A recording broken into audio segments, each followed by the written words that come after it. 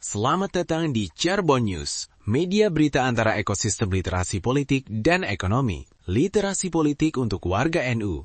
Cognitive Emancipation, melepaskan diri dari pola pikir yang dikendalikan dalam strategi politik dan tata kelola NU.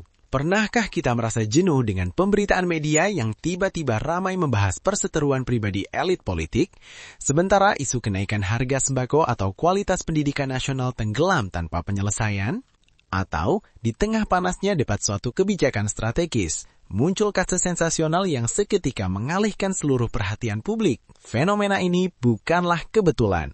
Dalam khazanah ilmu politik, strategi ini dikenal sebagai dead cat strategy, sebuah taktik sengaja membuat kejutan untuk mengalihkan perhatian media dari masalah atau kegagalan lain. Di Indonesia, dinamika seperti ini kerap terjadi. Publik pun mudah terpecah dalam perdebatan-perdebatan yang dipicu isu emosional dan sektarian, sementara agenda pembangunan substansial terabaikan. Pola ini merupakan bagian dari strategi politik pengalihan perhatian, sebuah alat yang dipelajari dan diterapkan untuk membentuk opini, mengendalikan wacana, dan akhirnya menghindari akuntabilitas. Lantas, di mana posisi warga Nahdlatul Ulama atau NU, organisasi keagamaan terbesar dengan basis massa sangat luas, dalam gelombang strategi politik semacam ini? Sebagai elemen penting dalam masyarakat sipil Indonesia, warga NU tak luput dari paparan narasi-narasi yang dikendalikan. Disinilah konsep cognitive emancipation atau emansipasi kognitif menjadi sangat relevan. Konsep ini yang berakar pada pemikiran kritis seperti Paulo Freire dan Jürgen Habermas adalah proses pembebasan diri dari belenggu pola pikir yang dihegemoni, dibentuk,